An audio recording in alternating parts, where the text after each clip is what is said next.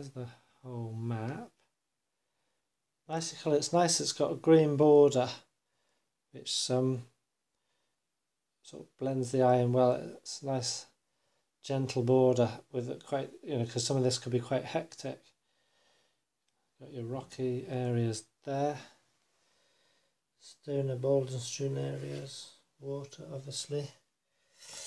That, I guess, is forest.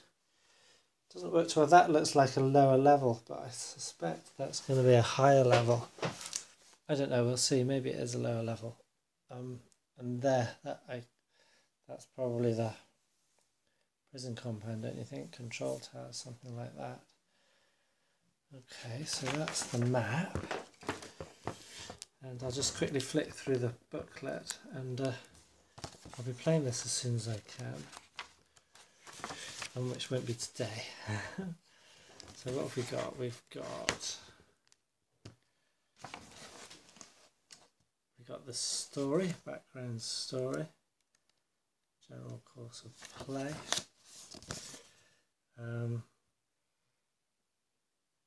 One turn's an hour, and the entire game lasts 12 game turns, so about a day. So one soldier, one prisoner, one vehicle, one piece of equipment. There's the playing pieces. You've got attack, defense and movement, all very standard. So there you can see names of different types of prisoners.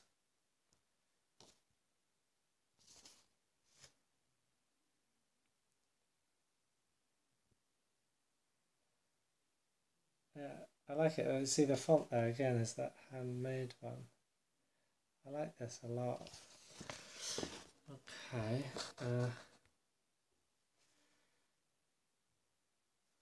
Definition of terms, game charts and tables. Sequence of play, outline of the sequence of play.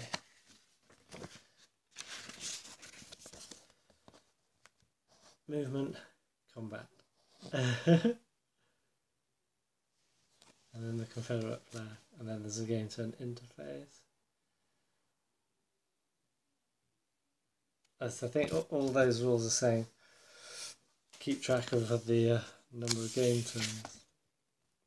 Movement, how to move, movement restriction, terrain and movement. Okay, stacking, fire combat, combined attack, effective terrain. We got quagmires. So which was the quagmires? Where's the terrain effects chart? That's not very good, is it? Black and white. It might be difficult to decipher. Yes, I think so. So this is rainforest. You probably can't tell so well, but it's a bit clearer for me. The stony areas are rough. The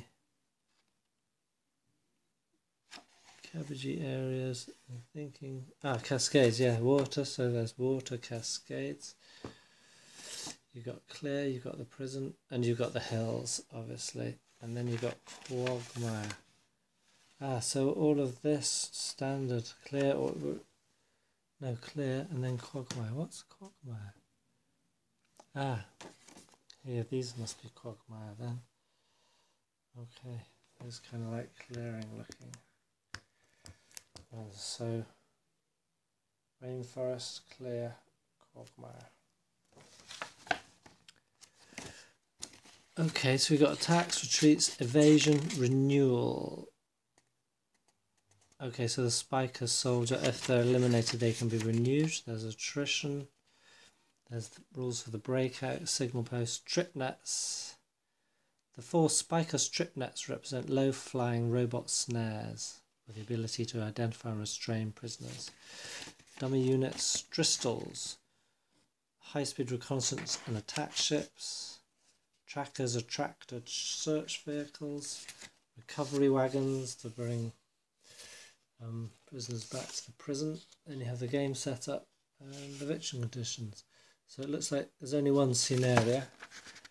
They're trying to escape. There's some optional rules, alternate attrition, escorting prisoners, and then there's some player notes. Escape from Altassar is a game, pursuit, combat, and evasion. Okay. Nice, nice. So Daniel Campagna, developed and rules edited by R. Vance, but from Task Force Games. Great. Okay, I look forward to playing that. See how it does it solo, but anyway, it should be fun. Right, what have we got here? It's an unopened game in shrink wrap. Task Force game, a mini game, made in the USA. Playing time 1 hour, complexity moderate, designed by Daniel Campagna. And it's a science fiction game recreating an escape from a prisoner of war camp. So there's going to be escapers and there's going to be hunters. So I thought I'd do a little unboxing of unwrapping, because they can be quite fun. What else we have here is a rather crowded mini table. This one here was the start of me playing a game of Chitin, which I've given up on for several reasons. One is that I don't have all the pieces. You can see these are substitute units. I think essentially I've only got one side, and there should be some purple counters, and these are, you can see this is slightly different colour than this. I think they've just been sun faded, and I thought they were two different sides, but I've only got one side, and the game's not really attracting me, so I should come back to it and give it a fair review at some point, but I'd need a bit more sort of energy to do that. There's the rules for it. And then we also have here Champions, Wild Strike. I've just had a look at a couple of dueling games recently, Mind War and Ultra Warrior, which were both real fun. Simple and fun. And I thought I'd give this a go. You have cardboard stand-ups and the characters in it. And it's a superhero arena combat game. And I cut them out. I skimmed through the rules. I started to try and play, and it was a mess, because the rules just, there's not many rules, but they don't explain themselves. It's supposed to be kind of like a precursor for a role-playing game, and they kind of say, all right, these are your stats, and then later on they seem to be calling them PPs, but nowhere is a PP defined. I just had to kind of gather that, and then they start talking about a combat turn. That's this game. A combat turn, you have a turn which is divided into rounds, and then later on they start talking about phases, give up talking about rounds. I just thought, I don't know, you're confusing me. And it's full of kind of like abbreviations and stats and no explanations. So it kind of assumes you know what they're talking about before going in, and I don't. And I didn't want to bother trying, because it didn't look like anything special. You know, it's kind of like a, you know, the kind of role-playing thing. You have your stats, and then you can move so much, and boring. So I thought I'd go to this. It could be fun. Let's have a look. Let's split it open. I've had this for at least 10 years, and have resisted opening it before. Well, I say resisted, but I've never actually felt like opening it before.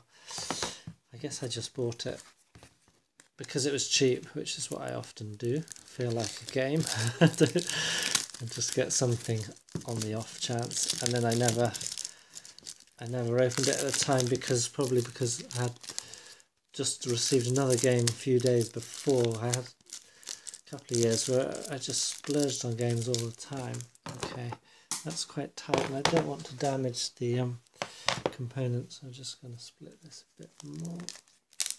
Okay, get the shrink off properly now. So this was a virgin game. I don't often get those. Most of mine come used.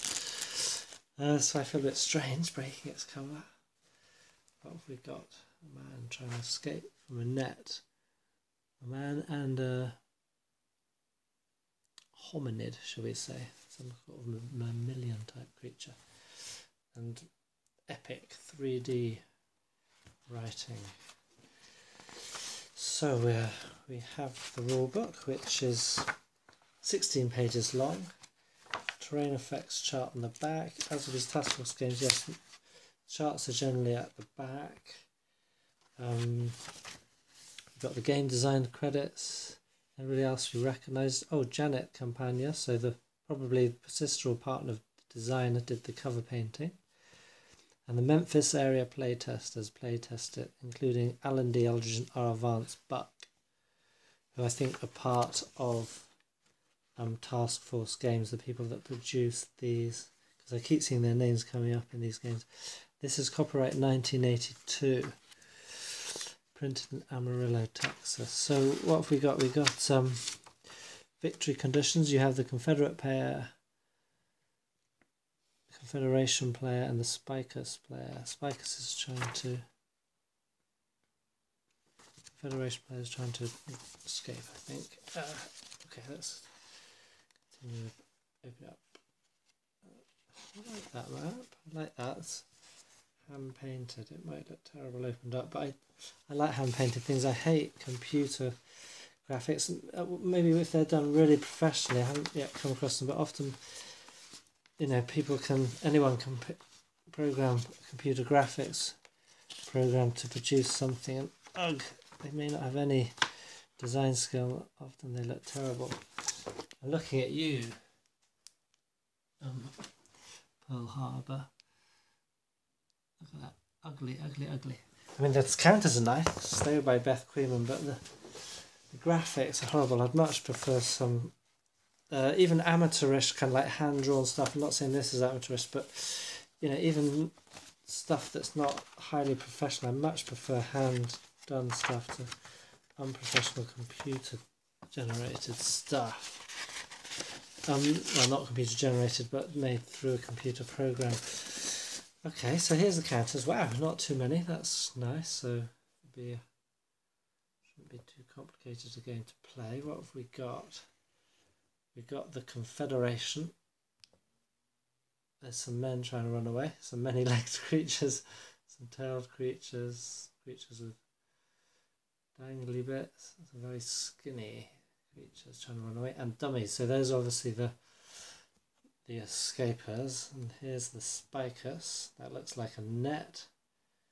Some warrior types, guards, game turn. Oh, nice. Handmade font. Game turn.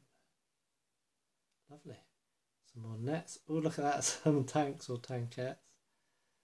Some, are they flying things? Spikes, traps? Don't know. Radar outposts maybe. Transporters there maybe. I don't know. Okay. That's interesting. And then that. Oh, wow. This is looking glorious. Ooh, I can't wait to see all of this. Okay, it's got the sort of old style. We go with the hexagons, and so everything's a bit blocky. But within that, I like the graphics. Okay, continuing here with my short video on this nifty game, Escape from Altassar. I've just finished a game, the first game I ever played, and it was a win for the escapees, the prisoners of war, the Confederation side. The backstory is that there's a confederation of planets which is, you know, kind of like the NATO alliance in space, are attacked by these alien beasts called the Spicus, and the Spicus gradually taking over, and but they need, as part of their biology, every now and then they need what's called renewal, which basically means they need some live meat. So when they capture humanoid beings, they keep them alive to feed off them at that point. And up here in this corner is where the prison was, and the pink units were the escapees. They have to make it over to this side of the board, and you probably can't see, but over there I have some figures representing 3 figures that got off there and 1 figure that got off here, so that's 12 victory points to them. This is a dummy figure, didn't quite make it. I stopped the game on game turn 10 because we didn't need to go any further. All there were only dummies counters left of the escapees. And you can see there's like a big horde of the Spicus soldiers there. Each figure is a single figure. There's some sort of tracker wagons here, dummies, and then here these are these dristles, they call them. They're basically kind of like mini spaceships, flying things, drones. And here we got a dummy, some Spicus, a lone Spicus up there, and then back here are the 1, 2, 3, 4 sensor posts. So essentially what happens when you play the game is that you set up all your escapees in the prison complex. I don't know what these red things are supposed to be. I don't think they mean anything. So I just counted them as part of the prison complex. And then they get 2 free turns. It's considered that they've taken weapons. They managed to grab hold of some weapons. They get 2 free turns. They move out 2 free turns, and essentially the dummies move with them. They're all flipped upside down, and essentially they can get out to kind of the radius of these sensors here. Then the Spicus player gets to place these 4 sensors. They're placed once in the game, that's it. Then anybody that moves within 2 hexes of them are revealed. So you can see I just kind of like fanned out my prisoners of war and their dummies, and the Spicus put the sensors here and managed to reveal 2/3 of them, or maybe a bit more, in that first turn of real play, because the first 2 movements are kind of pre-game movement. And then the Spicus player starts the game with their first movement. There's a movement phase, there's a combat phase, and then the POWs have a movement phase and a combat phase, and you alternate like that for 12 turns of the game. There's the game turn marker. Yes, important point to make is it's just standard wargaming mechanics, except there's no zones of control, which is important. You have the movement rate, which is generally 6, and it costs 2 to move in any of the sort of inordinate terrain, except for 3 in these marshes and in the Cascades. So generally you're moving 3 hexes. Most people have 2 movement rate. The Spicus all have have 6 movement rate, and many of the POWs, about half the POWs, have a 6 movement rate, the other half of 8. So generally you're moving 3 or 4 through these rainforest hexes or some of the other hexes, and maybe whizzing around through the clear terrain. You get a defensive bonus of a column shift in the closed terrain, but it's a reverse, so it's a column shift detriment in there, or I think in the Cascades as well.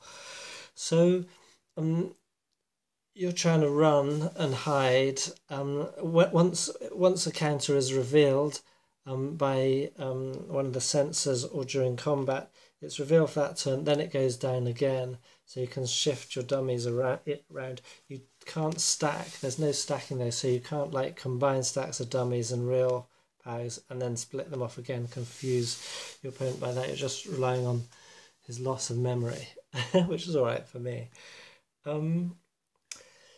So that's essentially the game, but then all the twists are in the sort of the extras that you have. So the Spicus are quite far behind, they're sort of 2 turns behind, but then they have these tracker tanks or bots or something. They have a movement rate of 8, so they can move as fast as the fastest POWs. But the point is that there's you have ranged weapons. These have a range of 4. Then there's 1, 2, 3, 4, 5, 6 of those. Then there's 4 of these Dristle drones that have a movement rate of 10, and they have a ranged attack of 5. And then the normal Spicuses have a ranged attack of 3 hexes, and it doesn't matter. Terrain doesn't affect that at all. So you can fire all the way through 4 hexes of rainforest. It doesn't. There's no sort of line of sight in this game. So you have the ranged weapons, which helps you as the attacker, also as the defender, because all the prisoners of war have deemed to have picked up some 3-hex range weapons. Oh yes, and so yeah, I'm talking about all the extras. So that's the weapons. Then I'll talk about this number, which is the evasion number, in a minute. Then what else do the spikers have? So they have the drones, they have the trackers, they have ranged weapons. Then they also have 4 of these nets. Now the nets are basically one-shot weapons. So there's just 4, and they, after movement, you shoot them out 8 hexes in a straight line, up to 8 hexes, and whatever they land on is held for 1 turn. So that will give you a chance to catch up to the prisoners of war. But that's you only have 4 of those and they're one shot, so you have to use them quite carefully. And then what else? I think that's it. So yeah, so basically the spikers on their side, they have ranged weapons, those trip nets, the signal posts or sensor posts I called them, and then their different craft. Oh yeah, and one last thing they have are these capture wagons. So they have no attack value, defense value 1, and they just transport prisoners back to the prison, because you have to you have to have prisoners in there to count extra victory. You get three victory points having them in there, 2 if there's any escaped prisoners still on the board at the end of the game. So in actual fact, it was a close one thing. It was 12 against 11, I think, victory points. Oh yeah, because they also killed one fellow, which gained them 2 victory points instead of 3 if they had captured him. So that's the spikers. Then on the side of the escapees, apart from their dummy counters and their ability to move hidden, they also have a couple of... Hang on a minute. This is a continuation of a video. Sorry, I got cut off. I got interrupted. I had to stop the video. So I hope I don't repeat myself. So I'm describing now the sort of differences, the extra advantages that the POWs have. The first thing they have is that initial pre-game two movements advance. Then of course the hidden, the fact that they are hidden, and they will, although they can become revealed, they become hidden again after a turn. Then another nifty ability which I found they had was that even if, say, dummy counters are revealed, whether they're hidden or revealed doesn't matter, because all units have a defense strength of 1, so you don't need to keep flipping your counters to see, say, if the Spicus is attacking one of these, you don't go, oh, is that has it got a different defense strength? No, they've all got 1. I find that you can use the dummy counters to, because there's no stacking, so you can only have 1 unit in a hex on the whole, you can use the dummy counters to channel the Spicus, or to sort of guard. So you can see you get like choke points like here, like the movement here is costly and here is costly, not so costly here. So as people are running through here, you might block it off with dummies, and then the Spicus characters will have to attack these before they can move past. So you can hold them up like that, kind of fend them off with dummy counters. So, and dummies can do that even when revealed. Dummies are never lost. They always remain. The worst that can happen is that they are exposed, and then later on they'll become unexposed. Another benefit which the prisoners have is that from turn 8 onwards, the Spicus start suffering from attrition, which is that the environment, the atmosphere of this place is hostile essentially to the Spicus. So they will lose 1 soldier every turn from the 8th turn onwards, and also on the 8th turn their trackers also run out of fuel, and so they just automatically stop dead wherever they are. They could still fire, but they won't be moving anymore. Another interesting thing that I forgot to use in my game, it would only have come into play at one point, is that if a character is killed, it could be either a prisoner of war or it could be a Spicus character. But if either of them are killed, then the Spicus will, the two nearest Spicuses will come over and feed off the dead body as part of their renewal process, which I mentioned before, which is the reason why they are keeping prisoners of war, to feed off them. So they want those fresh bodies. So if you kill a Spicus, then two more Spicuses will come on over to it and feed off it while you are running away. And likewise, if the Spicus kill one of you, then probably the two that killed you, or ones nearby, will come and feed off, and your fellows can keep running. So that's a kind of an odd benefit. And I think the final one is this evasion number here. Every time,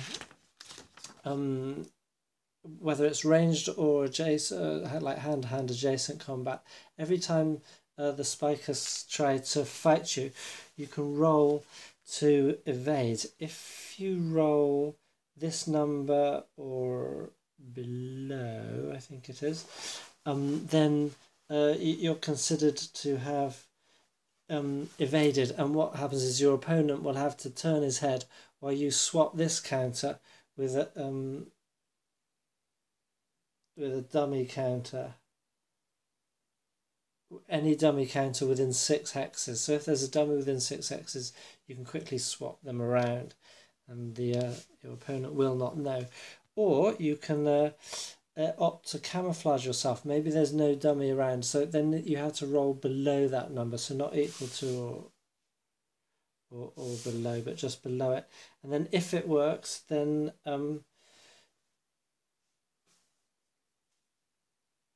you subtract the difference between that number and what you rolled from the Spicus character's combat roll. Conversely, if you roll higher than that number, then he adds it, so he could get a bonus.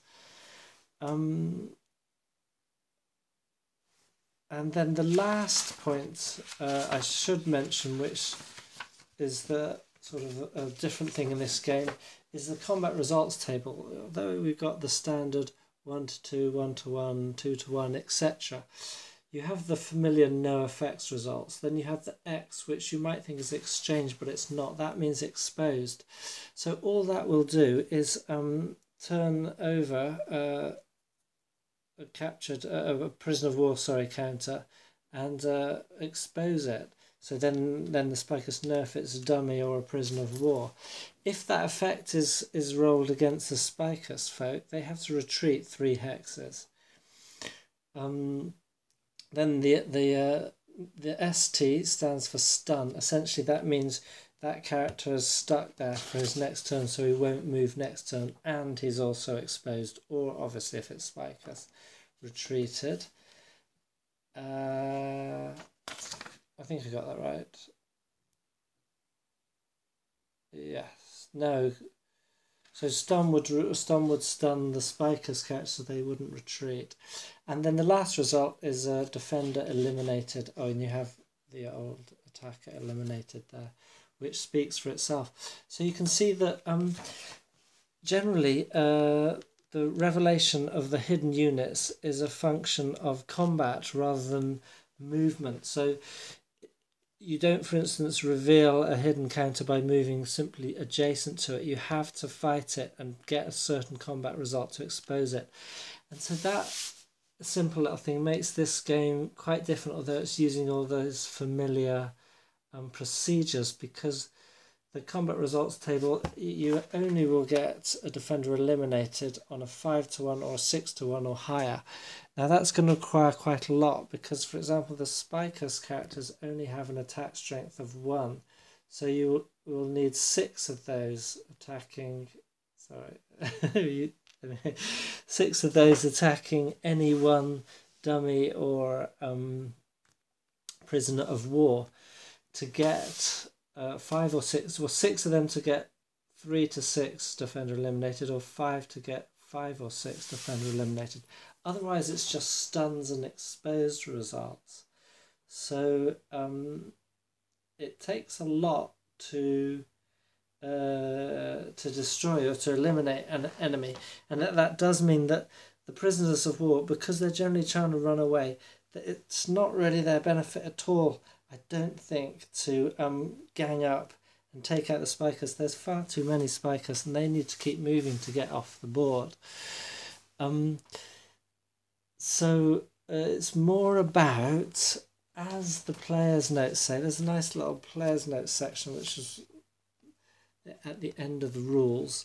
It's a game of pursuit, combat and evasion. So the Confederation players disadvantaged in terms of overall attack and must rely on terrain, evasion, dummy counters and elusive tactics. Although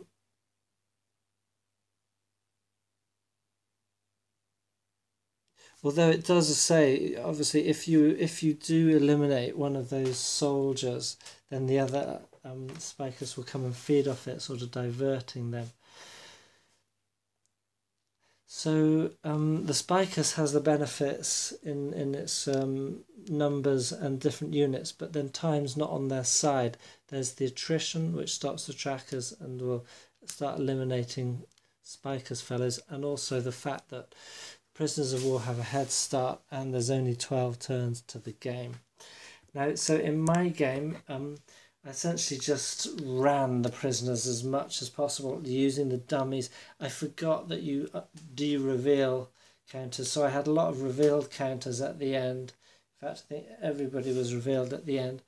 They could have been re-revealed the turn after they were revealed, but I forgot that. But anyway, so I was using the dummies to slow down and just getting my other fellows to run off the board. And they did just pip a win there with 12 points to 11.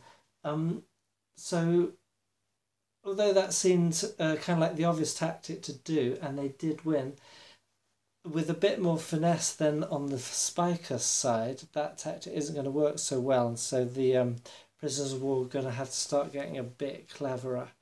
For instance, I didn't worry about the fact that they didn't try to get them to move around these sensor posts, so they were all revealed as they went through. I thought, don't worry, just run. Now you might want to do it a bit differently if you play it again. So that's the game, and yeah, I'd like to say it is what it is. It's I think the design intent was just like a fun kind of like chase. So you got it's not this typical kind of like meeting engagement, bang, but it's more like one's running away, the other's running after, and chase and invasion, simple rules, easily playable in 1 hour, and just a nice little bit of fun. So it's nothing complicated. There's no questions in the rules or anything like that. It's all covered because it's quite simple. Lovely hand-drawn map. Didn't quite come together in. I get the feel these are like hexagons with symbology indicating what they are, rather than the feel of a realistic landscape. Never mind, it still looks nice, and the counters all look nice. The numbers could have been a bit bigger because they're tiny down there. Sorry about that, I'm moving. It doesn't work, does it? So that's the game. I don't know what more to say about it. I think it succeeds with its intent. Quick, light bit of fun. Different opponents, and a different take on a game with this breakout kind of thing. So it's not so much like a mobile defense as an all-out scarper. That's it. I can't think of anything else to say, and I think I've spent quite long enough. Goodbye, and I hope you enjoyed it.